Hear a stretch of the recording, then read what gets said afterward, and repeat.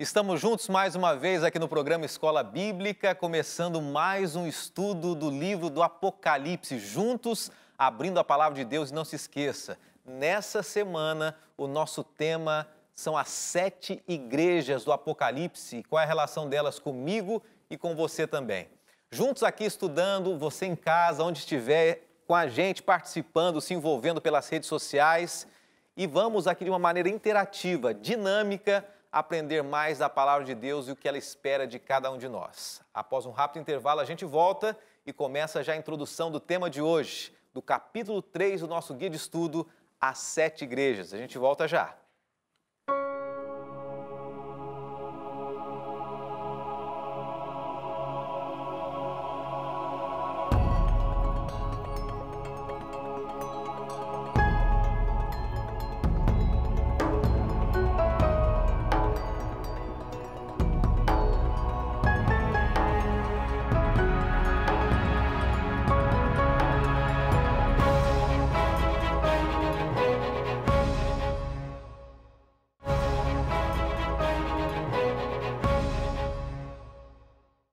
E é muito bom poder contar com você aqui no programa Escola Bíblica, a sua audiência, o programa ao vivo, sempre de segunda a quinta-feira, às 8h30 da noite, com reprise no dia seguinte, ao 12h30. Para você que acompanha na reprise ou ao vivo com a gente, um abraço muito, mas muito especial.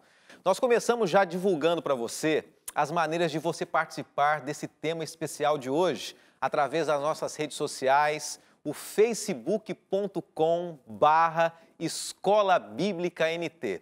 Não se esqueça de uma coisa, que a gente transmite ao vivo pelo Facebook, tá? E muitas perguntas chegando, a gente vai tentar hoje responder, o tema é bem denso, extenso aí, mas vamos tentar responder para você também, tá bom? Mas participe com a gente, divulgue, compartilhe o nosso Facebook, a nossa transmissão. Siga também o nosso Instagram, que é o @Escola Bíblica, sempre com uma postagem, uma mensagem para você também.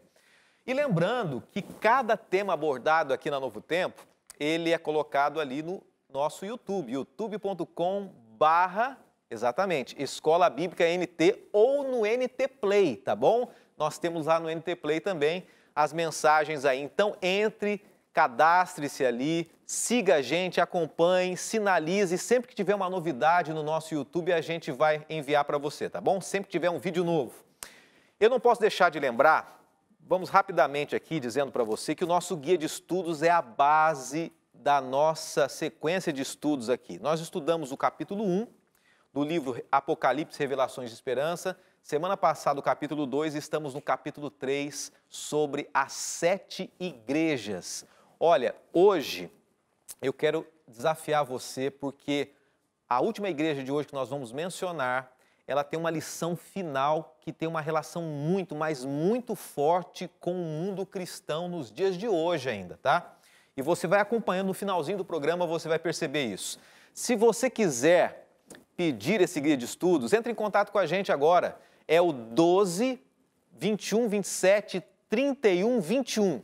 Só que esse telefone é no horário comercial, tá? Se você quiser ligar e se você estiver acompanhando a reprise, pode ligar para a gente agora, tem um grupo aguardando você e sempre lembrando que é gratuito. Agora, se você quiser pedir agora, ao vivo, nessa hora, que agora são 8 e pouco da noite, 8h34 exatamente, você pode entrar em contato pelo WhatsApp, tá? 12 98100 1615. Simples, salva o número, envia para a gente aí a mensagem, quero receber o estudo bíblico, e a gente vai acompanhar juntinho aqui, tá bom? O tema de hoje é um tema muito especial. Quero orar com você e a gente vai fazer uma releitura do tema de ontem, relembrar algumas coisas e de repente já começar com o tema abordado hoje. A gente começa com uma pergunta também, tá bom? Vamos orar e falar sobre as 7 igrejas do Apocalipse no estudo de hoje. Obrigado, bom Deus, obrigado porque nós estamos aqui depois de um dia para muitos corrido, um dia desgastante, um dia, quem sabe, que muitas pessoas procuraram trabalho, emprego e não encontraram, mas que bom saber que no Apocalipse existe um Deus que cuida da história do mundo e cuida de cada um de nós também. Nos ensine, nos dirija e fale ao nosso coração, em nome de Jesus oramos. Amém. E nós começamos o estudo de hoje relembrando acerca das 7 igrejas do livro do Apocalipse. Para você que acompanhou ontem o nosso terceiro capítulo, a primeira parte desse estudo, nós apresentamos aqui que João estava preso na ilha de Patmos e a primeira mensagem que Deus pediu que ele enviasse, a primeira profecia, era para 7 igrejas. 7 igrejas que têm uma relação muito forte comigo e com você hoje também. E eu quero começar já apresentando, para você que acompanhou ontem, é importante que hoje, de repente, que você não acompanhou ainda ou está pela primeira vez, você saiba que as 7 igrejas do Apocalipse, elas têm uma relação em 3 momentos da história. E eu quero que você acompanhe comigo agora na tela aqui. Primeiro, as 7 igrejas, elas têm uma aplicação local. João encaminhou uma carta ou um livro que foi passando em cada igreja. E essa igreja é uma igreja real. Eram igrejas reais na Ásia Menor, na Turquia de hoje. E tinham aplicação para a igreja naquele momento. Só que essa carta, ela também tem uma aplicação universal. Como assim? Cada igreja tinha uma característica. Cada igreja tinha, de um modo geral, algumas características positivas ou negativas. Mas a aplicação universal diz assim que nos dias de hoje, ao longo da história do cristianismo, existem pessoas que assimilaram também em si a mesma característica de uma dessas igrejas. Ou seja, a igreja de ontem, que nós estudamos, Éfeso, era uma igreja que ela perdeu o primeiro amor. E pode ser que existam cristãos hoje que tenham perdido o primeiro amor também. Mas existe uma terceira aplicação. E essa terceira aplicação é profética. Existia uma igreja, na época, 7 igrejas, as principais. E essa aplicação, não somente na igreja local, ela tem uma aplicação também num período da história do mundo que cobriu uma parte da igreja cristã. São 7 períodos. Cada igreja representou um período do cristianismo até os dias de hoje. Desde quando começou o cristianismo até os dias de hoje. E nós vimos ontem que a igreja de Éfeso, ela cobriu do ano de 31 ao ano 100, que foi um ano em que o cristianismo começou a perder força, o primeiro amor, os apóstolos morreram, e a partir daí os seus descendentes começaram a deixar de lado aquele princípio valoroso de Cristo. Nós percebemos isso no primeiro século ali. E era a característica da igreja de Éfeso. E é a característica de muitas pessoas hoje também. Mas nós vamos estudar 2 igrejas hoje. E pense se ela tem uma relação com você também. Mas antes, nós paramos no estudo de ontem numa pergunta que a gente tem que responder aqui para você, tá bom? A pergunta era a seguinte, a pergunta de número 2 do capítulo 3 do nosso guia de estudos. Nas profecias bíblicas, quanto representa um dia? E por que essa pergunta? Essa pergunta é importante porque ela vai nos ajudar a entender a segunda igreja que nós vamos estudar hoje, que é a terceira igreja das 7 igrejas, tá? Por que um dia representa um ano em profecia? Então, um dia na Bíblia, quando a gente aponta livros proféticos, ele na verdade está falando que esse período é um período de 365 dias, ou seja, um ano. E nós vamos aqui ao texto que responde isso. Números 14, 34 diz assim: durante 40 anos vocês sofrerão a sequência dos seus pecados, a consequência, ou melhor, e experimentarão a minha rejeição. Cada ano corresponderá a cada um dos 40 dias em que vocês observaram a terra. É um texto que faz uma demonstração clara de que em alguns momentos na Bíblia, um dia representa um ano. Existem outros textos que falam sobre isso. E você pode ver na tela agora. Daniel 8,14, Daniel 9,24, Ezequiel 4, 1 Samuel 27. Mas para a gente entender um pouquinho melhor, eu queria que você olhasse aqui essas 2 palavras, para a gente tentar ilustrar e tornar prático isso. Se você estiver andando na rua e de repente você vê numa encosta algumas casas perto, uma placa escrita fogo. Não sei se dá para você acompanhar em casa aí. Fogo. O que você entende? A gente pode entender várias coisas. Uma delas é que está pegando fogo em algum lugar. Outra compreensão é que podem ter armas de fogo, ou que pode ser uma região ali de treino, de tiro, ou outras coisas mais. A palavra, ela tem um significado de acordo com o contexto, o ambiente que ela está. Um outro exemplo, arrasar. Essa pessoa arrasou. Ela foi muito bem nos estudos. Um outro exemplo, a palavra arrasar, ela pode ter um outro sentido, de humilhação. Essa pessoa foi arrasada, foi destruída. De acordo com cada contexto, a palavra tem um significado.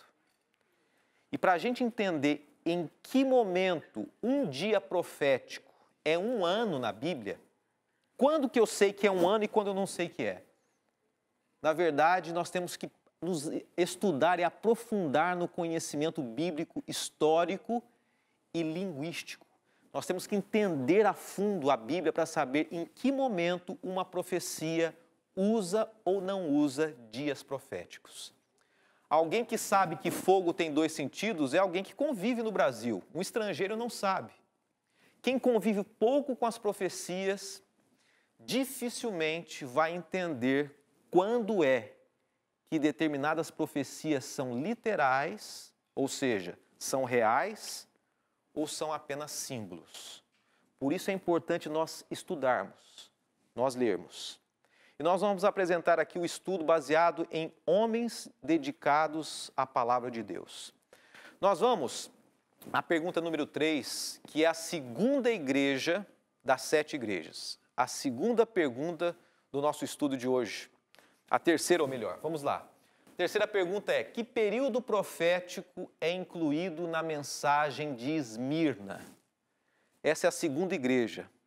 Então, João manda um rolo com uma mensagem para a igreja de Esmirna, e a mensagem é essa daqui. Apocalipse 2, verso 10. Não tenha medo do que você está prestes a sofrer. O diabo lançará alguns de vocês na prisão para prová-los, e vocês sofrerão perseguição durante 10 dias. Seja fiel até a morte, eu lhe darei a coroa da vida. Esmirna. E a gente continua lendo aqui algumas características dessa igreja. Se puder colocar em tela cheia a mensagem aqui, diz assim: a localização onde Esmirna ficava era uma grande encruzilhada e uma rota comercial grego-asiática. Ela tinha muitas informações turísticas e a religião oficial era a adoração ao imperador. E eu queria que você acompanhasse comigo aqui. Era uma religião ou uma região que tinha um imperador como aquele que era adorado. Os cristãos daquela época, para terem facilidade comercial e conseguirem trabalhar, eles tinham que, de uma maneira cívica, de uma maneira cultural, adorar o imperador. Era uma cidade entre as mais lindas da Ásia da época, mas era uma cidade extremamente promíscua. Após o intervalo, você vai ver e perceber como essa igreja, a segunda igreja, a igreja de Esmirna, começou a conviver com esse paganismo da época. E qual é a relação que ela tem comigo e com você? E qual é o período da história do mundo em que ela se aplica dentro do cristianismo também? Após o intervalo a gente volta, e não se esqueça de uma coisa: siga o nosso Instagram, o nosso Facebook. Após o intervalo eu quero mandar um abraço para você. Até já!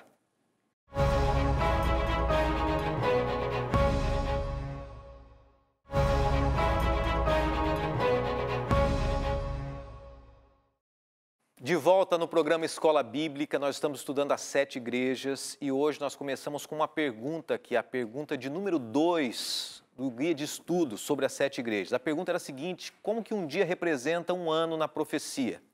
E depois nós entendemos que chegou mais uma pergunta, falando sobre qual era o período profético relacionado com a igreja de Esmirna, que é a segunda igreja. Vamos entender um pouquinho agora sobre essa igreja e o que tem a ver esse ano profético com essa igreja também. Olha só, olha esse texto, Apocalipse 2, 8 a 11 diz assim: não tenha medo do que você está prestes a sofrer. O diabo lançará alguns de vocês na prisão para prová-los e vocês sofrerão perseguição durante 10 dias. 10 dias. Existe uma característica bem interessante nessa igreja. E essas são as características, e essa é a mensagem que Deus traz para essa igreja naquela época. Acompanhe comigo na tela. Saudação. Deus saúda. As características de Cristo representam a forma correta daquela igreja.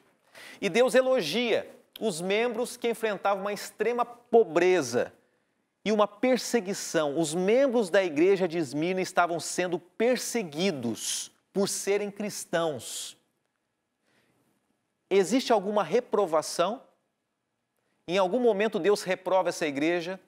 Essa é a única das 7 igrejas que Deus não tem nenhuma reprovação, que Deus não puxa a orelha. Porque apesar de elas estarem vivendo num momento pagão, elas permaneceram fiéis a Deus. E Deus faz um convite para ela, perseverar até o fim. E a promessa que Ele faz é não passar pela morte eterna. Essa igreja era uma igreja que permaneceu firme, a igreja de Esmirna, mesmo em meio à idolatria. E a mensagem que tem a ver comigo e com você, a mensagem universal, é que hoje existem muitos cristãos que, apesar da idolatria, apesar do paganismo, eles permanecem fiéis nos caminhos de Deus. Quem sabe você é essa pessoa. De repente, dentro da sua casa, ao seu redor, na sua família, na sua cidade, você é uma pessoa que levanta o estandarte de Deus, da verdade de Deus. E nós vamos a um período que cobriu essa igreja, que foi do ano 100 ao 313. Esse período é um período em que a igreja cristã estava sendo extremamente perseguida por Diocleciano. Roma perseguia a igreja cristã. E nós lemos um texto aqui que falava que durante 10 dias haveria uma tensa e intensa perseguição. Sabe quando nós entendemos isso profeticamente? Que nos últimos 10 anos desse período, do ano de 303 até 313, foram 10 anos de intensa perseguição. Muitos cristãos foram mortos por Diocleciano. E aí, no período da história, se cumpre também a característica dessa igreja, de uma igreja que foi perseguida, mas permaneceu fiel. Essa foi a segunda igreja, Esmirna. E agora nós vamos conhecer a terceira igreja. E no finalzinho você vai perceber qual é a forte relação que ela tem comigo e com você e com os cristãos nos dias de hoje também. Vamos à terceira igreja. A igreja de Pérgamo, a terceira das 7 igrejas. E olha o que diz aqui. Informações culturais sobre essa igreja. Capital da política, intelectual e religiosa na Ásia. A religião oficial era o paganismo. Algumas informações gerais. Ela tinha uma biblioteca que rivalizava com a de Alexandria, abrigando, ou melhor, quase 2.000 obras. Alexandria tinha a maior biblioteca da época e a segunda maior ficava onde? Pérgamo. E o interessante também, historicamente, é que existiam grandes médicos naquele contexto. E foi em Pérgamo que surgiu esse símbolo que você conhece muitas vezes nos dias de hoje também. Está vendo essa estátua? Essa estátua tem ao lado uma cobra enrolada num pedaço de pau chamado de Esculápio. Não sei se você já percebeu que ainda nos dias de hoje, alguns médicos que usam o jaleco ali, eles têm um símbolo do Esculápio, que é um símbolo da medicina. Isso surgiu onde? Exatamente em Pérgamo. Porque a medicina era forte nessa cidade. Uma cidade extremamente forte culturalmente e tinha uma relação forte também com a medicina. Deus pediu que João enviasse uma carta para essa igreja, a igreja daquela cidade, que era uma igreja que estava começando a se envolver com o paganismo. E olha só, qual foi a mensagem que João escreveu para essa igreja? Apocalipse 2, versos 12 a 17. E o anjo da igreja que está em Pérgamo escreve: Isto diz aquele que tem a espada aguda de 2 fios. Conheço as tuas obras e de onde habitas, e que é onde está o trono de Satanás, e retens o meu nome, e não negaste a minha fé ainda nos dias de Antipas, minha fiel testemunho, o qual foi morto entre vós, onde Satanás habita. Mas algumas poucas coisas tenho contra ti, porque tens lá os que seguem a doutrina de Balaão. E você vê marcado ali a palavra Balaão, o qual ensinava Balaque a lançar tropeços diante dos filhos de Israel, para que comessem dos sacrifícios da idolatria e fornicassem. Assim tens também os que seguem a doutrina dos nicolaítas, os que eu odeio. Arrepende-te, pois, quando não em breve virei a ti e contra eles trabalharei com a espada da minha boca. Quem tem ouvido, ouça o que o Espírito diz às igrejas. Ao que vencer, darei de comer do maná escondido e dar-lhe uma pedra branca e na pedra um novo nome escrito, o qual ninguém conhece senão aquele que o recebe. Você percebe que Deus tem uma mensagem muito especial para essa igreja. Uma mensagem dura, dizendo que muitos se envolviam com Balaão. Quem foi Balaão? Na Bíblia, Balaão foi um falso profeta. E a gente começa a perceber que o paganismo começou a entrar na igreja de Éfeso. Começou a se envolver cada vez mais. As pessoas começaram a realizar, os cristãos da época começaram a realizar rituais, orgias, dentro dos templos pagãos. E a justificativa desses cristãos era: olha, eu não estou fazendo isso religiosamente, eu estou fazendo isso como apenas uma cultura local. E então, nós lemos aqui a característica que tem essa igreja diante dos olhos de Deus. Vamos compreender a revelação. Deus saúda e diz assim: o imperador romano tinha o direito da espada, o poder de executar os cristãos. Então Deus elogia. Jesus sabia que os cristãos de Pérgamo estavam passando por provações. Então Deus repreende e diz assim: vocês estão fazendo concessões, adorando o imperador. E Deus faz um convite para essa igreja se opor às transigências do paganismo. E Deus faz uma promessa: aquele que for fiel receberá do maná escondido. Que mensagem! Era uma igreja que sofreu. Agora, era uma igreja que começou a deixar-se permitir que o paganismo entrasse dentro dela. A característica aplicada a mim e a você dessa igreja é que existem muitos cristãos hoje que, pela pressão, têm deixado que o paganismo entre dentro do seu coração. Essa é a sua realidade? E nós vamos a uma última parte do estudo de hoje, que eu acredito que é a parte forte do estudo. Essa igreja de Pérgamo, profeticamente, ela foi do período de 313 a 538 depois de Cristo. Depois que Dionísio perseguiu os cristãos, então entra em cena um homem chamado Constantino. Constantino libertou os cristãos. Ele se tornou um cristão.